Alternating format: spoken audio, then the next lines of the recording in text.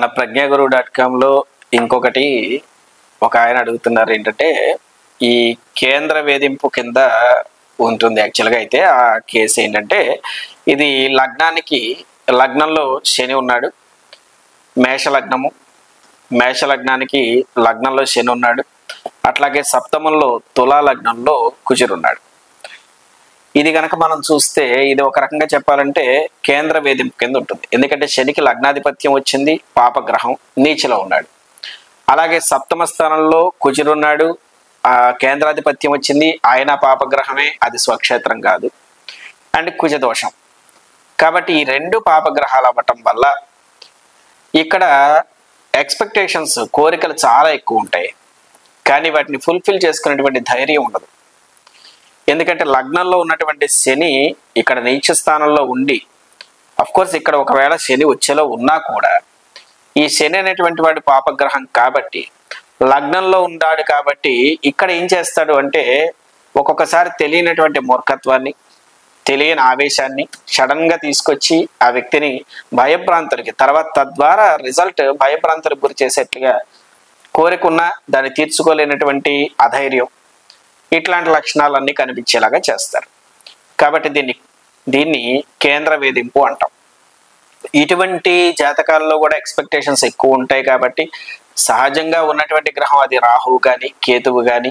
లేదా శని కానీ లేదా నీచ చంద్రుడు కానీ లేదా నీచలో ఉన్నటువంటి రవి కానీ లేదా ఉచ్చలో ఉన్న రవి కానీ ఏదైనా కానీ ఆ సమసప్తకంలో 180 డిగ్రీస్లోకి ఎప్పుడైతే వచ్చారో అది కేంద్ర వేధింపు కిందకు వస్తుంది అలాగే ఇక్కడ ఉదాహరణకి శుక్రుడు గనక ఏ కర్కాటక రాశిలోనూ ఉండి సప్తమ స్థానంలో కేంద్ర స్థానంలో కుజుడుంటే ఇద్దరికి కూడా కేంద్రాధిపత్యం లేదా రాజ్యస్థానంలో శుక్రుడు ఉన్న ఇద్దరికి కేంద్రాధిపత్యం కాబట్టి ఇక్కడ ఏంటంటే తను కోరుకున్నటువంటి భోగభాగ్యాలన్నిటి మీద విపరీతమైన కృషి చేస్తాడు చాలా వాటి అన్నిటిని కూడా ఈజీగా గెయిన్ చేయగలుగుతాడు చాలా మంది చూడండి 25 ఏళ్ల వయసులోనే చాలా సంపాదిస్తున్నారు ఎక్కడికో ఫారెన్ వెళ్ళారు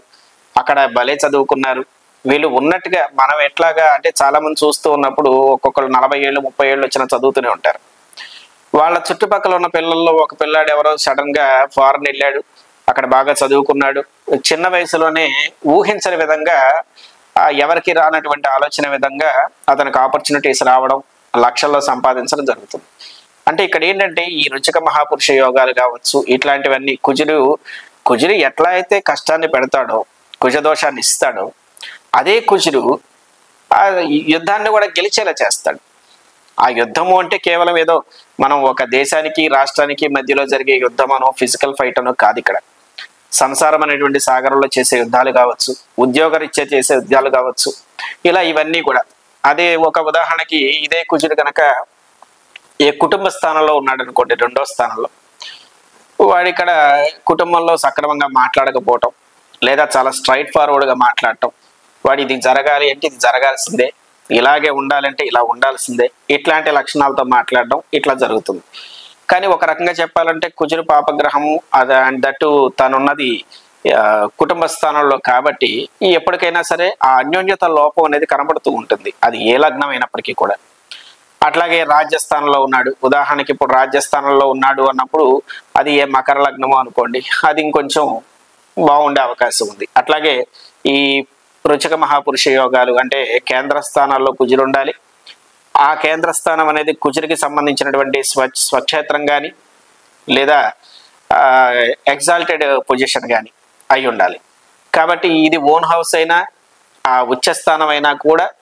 ఆ కుజుడు రుచిక మహాపురుష యోగాన్ని ఆ లగ్నానికి ఆ యొక్క అసెంట్కి ఇచ్చేటువంటి అవకాశం ఉంది కాబట్టి ఇలా కుజుడికి ఈ రకరకాలైనటువంటి యోగ భంగాలు ఆ కుజుడు వక్రించి ఉండడము ఒక్కొక్కసారి ఉచ్చలో ఉన్నప్పటికీ కూడా రెట్రోగేట్ అయి ఉండడం ఇట్లా రకరకాలైనటువంటి ఇవన్నీ కూడా పరిశీలనకి తీసుకున్న తర్వాత మాత్రమే మనం ఆ వ్యక్తి యొక్క జాతకాన్ని అలాగే ఆ వ్యక్తికి వచ్చినటువంటి సంబంధాన్ని మ్యాచ్ని అలాగే ఆ వ్యక్తి యొక్క జీవితంలో తను సెలెక్ట్ చేసుకోవాల్సినటువంటి వృత్తుల్ని ఇటువంటివి మనం సూచించడం కోసం కొన్ని అవకాశాలు ఉంటాయి అదే కుజుడు బలంగా ఉన్నప్పుడు ఆయన ఒక సిన్సియర్ ఆఫీసర్ అయి ఉండొచ్చు ఒక మంచి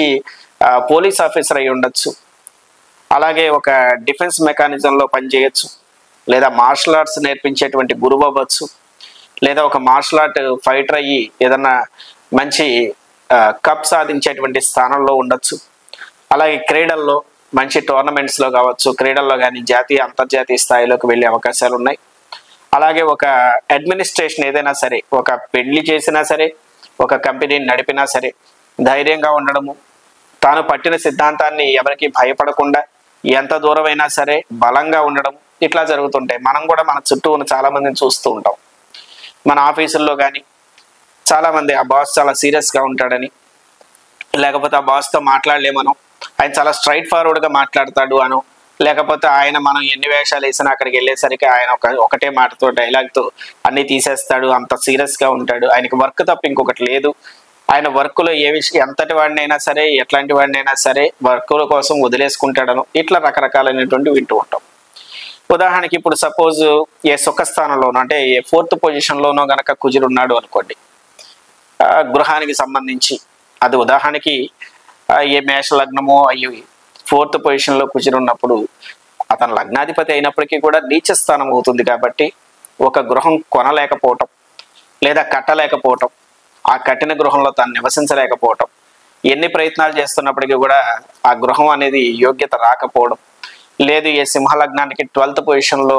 ఉన్నటువంటి కుజుడి వల్ల కావచ్చు. ఇలా ఒక గృహ నిర్మాణ విషయంలో కానీ, ఒక ఇల్లు కట్టాలన్నా, వివాహం జరగాలన్నా, ఒక వాహనం కొనాలన్నా, ఏదైనా భూమి కొనాలన్నా, మన కోరికల్ని ఫుల్ఫిల్ చేసుకోవాలన్నా, కోరికల కోసం పడుతున్నటువంటి శ్రమ సక్సెస్ రేట్ కావాలన్నా, ఒక ఆఫీసులో ఒకరిని కమాండ్ చేసి మన వర్క్ని మనం పర్ఫెక్ట్గా చేసుకోవాలన్నా, ఇటువంటి వాటన్నిటికీ కూడా ఈ కుజుడు ఆధారంగా ఉంటాడు. కాబట్టి ఇవన్నీ కూడా కుజదోషాల కిందకే వస్తాయి. వీటిలో ఎవరైతే ఇబ్బంది పడుతూ ఉన్నారో ఇవన్నీ కుజదోషాల కిందకే వస్తాయి. అలాగే ఇప్పుడు సపోజ్ 7th పొజిషన్లో కుజుడున్నట్లయితే అది వివాహానికి సంబంధించినటువంటి దోషం కింద చూపిస్తూ ఉంటుంది. అట్లాగే 8th పొజిషన్లో ఉన్నా కూడా అది స్త్రీకి జాతకంలో కనుక మనం తీసుకున్నట్లయితే ఆ మాంగళ్య స్థానం అని, ఎందుకంటే అది కుటుంబ స్థానాన్ని సూచిస్తూ ఉంటుంది. కాబట్టి 8th పొజిషన్ నుంచి 180 degreesకి వచ్చి కుటుంబ స్థానం కనబడుతూ ఉంది. కాబట్టి అక్కడ కుటుంబ స్థానం స్త్రీకి వచ్చేసరికి మన భారతీయ సంస్కృతి ప్రకారంగా గృహిణి కింద వచ్చినప్పుడు దాన్ని చూస్తున్నటువంటి దృష్టి ఏదైనా కానీ అది దెబ్బతినేటువంటి అవకాశం ఉంది. అట్లాగే ఆర్గాన్స్, సెన్సరీ ఆర్గాన్స్ కావచ్చు, బాడీలో ఉండే ఆర్గానిజం అనేటువంటి దాని మీద ఇబ్బంది పెట్టడం కానీ, అలాగే 12th పొజిషన్ శయ్యా సుఖస్థానం అంటాం. ఈ శయ్యా సుఖస్థానము పూర్వజన్మకి సంబంధించినటువంటి స్థానము, ఇవన్నీ కూడా 12th పొజిషన్. మనం చేసేటువంటి దాన ధర్మాలు కానీ, భక్తి కానీ, ఇవన్నీ కూడా కుజుడి ద్వారా తెలుస్తాయి. అంటే కుజుడు బాగున్నట్లయితే వాడికి మంచి భక్తిని ఆచరించడము, ట్రెడిషన్ని ఫాలో అవ్వడము, ఇవన్నీ జరుగుతాయి. ఆ కుజుడు నెగిటివ్గా ఉన్నా కూడా వాడు ట్రెడిషన్ ఫాలో అవుతాడు. బట్ వాడికి ఉన్నటువంటి అనుమానాన్ని వెంటనే క్లియర్ చేసేసుకోవాలి. అలా కాకుండా వాడు ట్రెడిషన్ని ఊరికే ఫాలో అవ్వడం. కాబట్టి ఒక కొట్టినట్టుగా మాట్లాడటం లేదా కొట్టి మాట్లాడటం, ఇలాంటి లక్షణాలన్నీ కూడా ఈ కుజుడి యొక్క దోషం వల్ల వస్తూ ఉంటాయి. కాబట్టి ఇక్కడ మనం మెయిన్గా వివాహాలకు సంబంధించిన విషయాల్లో కన్సిడర్ చేయవలసింది కేవలం ప్రతి కుజ దోషానికి అది కేవలం వివాహమే సంబంధం అని కాదు. వివాహం జరిగేటువంటి సందర్భంలో జీవితంలో ఒక అటాచ్మెంట్ వస్తుంది. కాబట్టి ఒక కొత్త మెట్టు ఎక్కబోతున్నాడు. కాబట్టి వ్యక్తి ఇప్పటి వరకు ఈ వ్యక్తి యొక్క ప్రవర్తన ఎలా ఉంది, ఎందుకంటే 7th పొజిషన్ అనేది లగ్నాన్ని చూస్తూ ఉంటాడు కాబట్టి వాడి యాటిట్యూడ్ని కూడా మారుస్తుంది. కాబట్టి ఇటువంటివన్నీ కూడా వాడికి ఇప్పుడు మకర లగ్నంలో పుట్టినటువంటి వాడికి సప్తమంలో ఉన్న కుజుడు ఒక రకంగా ప్రభావం చూపిస్తాడు, ఎందుకంటే నీచ స్థానంలో ఉన్నాడు. కాబట్టి అక్కడ భార్యతో విరోధం రావడం కానీ, లేదా ఏదైనా భార్యాభర్తల మధ్యలో ఇబ్బంది రావడం కానీ, ఇట్లాంటివన్నీ వచ్చే అవకాశాలు ఉన్నాయి. అదే ఉదాహరణకి కర్కాటక లగ్నంలో పుట్టినటువంటి వాడికి సప్తమ స్థానంలో ఉన్నప్పుడు కుజుడు భార్య డామినెంట్గా ఉండడం కావచ్చు,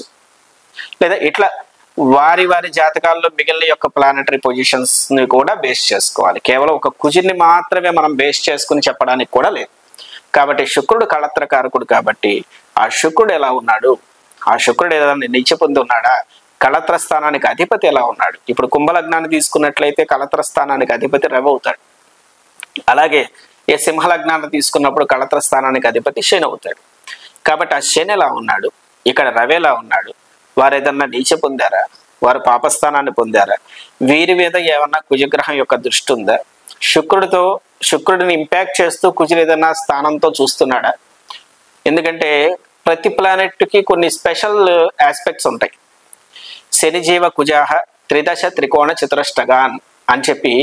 ఈ శని, గురువు, కుజుడు ఈ మూడిటికి కూడా కొన్ని స్పెషల్ ఆస్పెక్ట్స్ ఉంటాయి, కొన్ని విశేషమైనటువంటి దృష్టులు ఉంటాయి. కాబట్టి ఈ దృష్టుల్లో చూసినప్పుడు వారి యొక్క కళత్ర కారకమైనటువంటి గ్రహాలు ఏమైనా దెబ్బతింటున్నాయా, ఇవన్నీ కూడా గమనించి మన ప్రజ్ఞాగురు.com అనేటువంటి వెబ్సైట్లో ప్రతి జీవితానికి ఒక మంచి జరగాలని, ప్రతి జాతకానికి పర్ఫెక్ట్ పేరు దొరకాలని, ఈ కుజదోషం ఉన్నట్లయితే పూజ ఎలా చేసుకోవాలి, ఏ దోష పరిహారానికి ఎలా చేసుకోవాలి, కేవలం కుజుడికి ఒకటికే చేసుకోవాలా, చేస్తే ఎలా చేయాలి,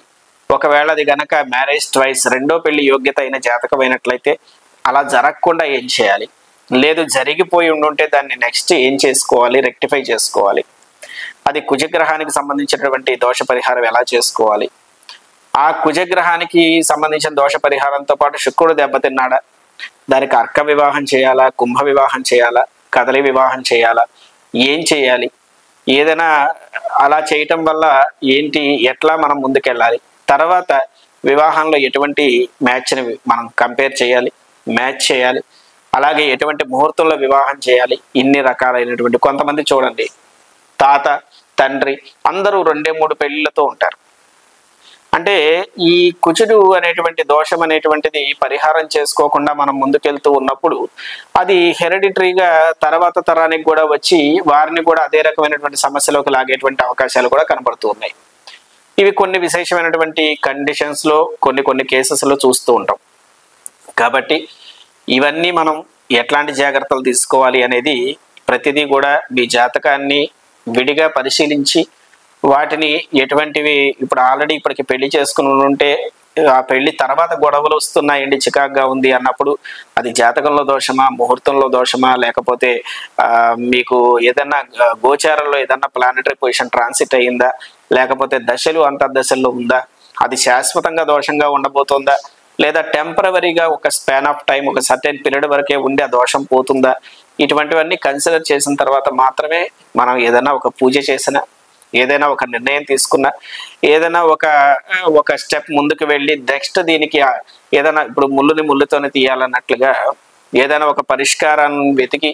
దానికి ప్రత్యామ్నాయంగా ఇంకొకటి చేయాలా, ఇటువంటివన్నీ కూడా మీ జాతకాన్ని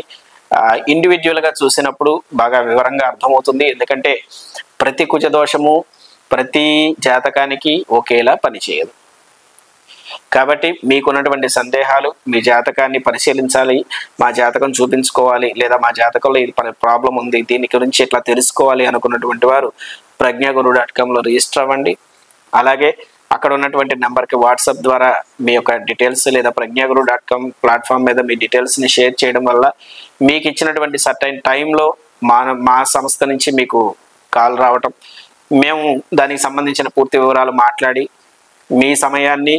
అలాగే మా సమయాన్ని ఇద్దరి సమయాన్ని వినియోగిస్తూ ఆ సమయాన్ని వృధా కాకుండా ఫోన్ తీసిన దగ్గర నుంచి మొదలుపెట్టి మీకు ఇచ్చినటువంటి సర్టెన్ పీరియడ్లో ఆ టైంలో ఆ పర్టికులర్ టైంలో మీకు చెప్పవలసినటువంటి విషయాన్ని సూటిగా మీకు చెప్పడం జరుగుతుంది. కాబట్టి ఈ ప్రజ్ఞాగురు.com అనేటువంటిది మరిన్ని గ్రహాలకు సంబంధించి, ఎందుకంటే మనకి ఈ కేవలం కుజుడికి సంబంధించి మాత్రమే కాదు, పంచమహాపురుష యోగాలు ఉన్నాయి. కాబట్టి ఏ గ్రహం ఎట్లా పనిచేస్తుంది, ఏ గ్రహం ద్వారా ఏ యోగాలు వస్తాయి, ఆ యోగాలు ఏమిటి, యోగ భంగాలు ఏమిటి, గ్రహాలు అవి వక్రించి ఉండడం ఏమిటి, వక్రించి ఉన్న తర్వాత కూడా ఒకసారి నీచభంగ రాజయోగాలు వస్తూ ఉంటాయి, ఇట్లాంటివన్నీ ఎట్లా పనిచేస్తాయి, ఇవన్నీ కూడా మనం తెలుసుకుంటూ ప్రతి మనిషి వారి జీవితంలో వారి జాతకంలో ఉన్న సమస్యల్ని పరిష్కరించుకొని ముందుకు వెళ్ళాలి అని కోరుకుంటూ ఈ ప్రజ్ఞాగురు.com ప్లాట్ఫామ్ మీ ముందుకు వచ్చింది, మీకు సేవలు అందిస్తూ ఉంటుంది.